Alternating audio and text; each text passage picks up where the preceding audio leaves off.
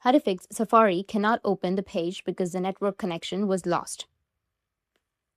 So if you want to fix your Safari cannot open the page because the network connection was lost on your iOS 17, then what you need to do is first you need to open up your settings.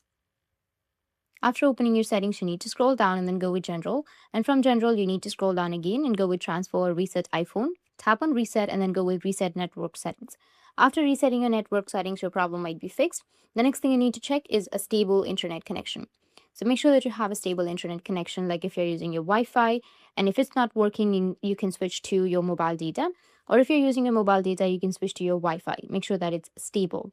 Once it's stable, your problem might be fixed. Or the next thing you can do is open up your settings. And from settings, you need to tap on General, go with Software Update. And if you have any updates, you can just simply go and update your software. And after updating, your problem might be fixed. If you've not updated your software, you might find some kind of glitches. So make sure to update it.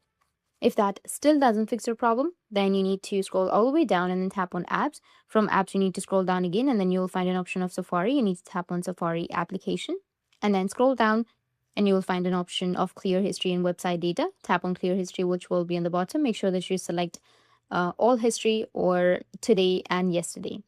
Go with clear history. After clearing your history or after clearing the cache on your history, your problem might be fixed. Next thing you need to do is just scroll up and then go with default browser app. Here you can go and select Safari as your default browser app. But if that still doesn't fix your problem, then you can just simply go and restart your device, and after restarting, the problem will be fixed. That's it. These were the few fixes, and if you have any questions, feel free to comment below. Thanks for watching.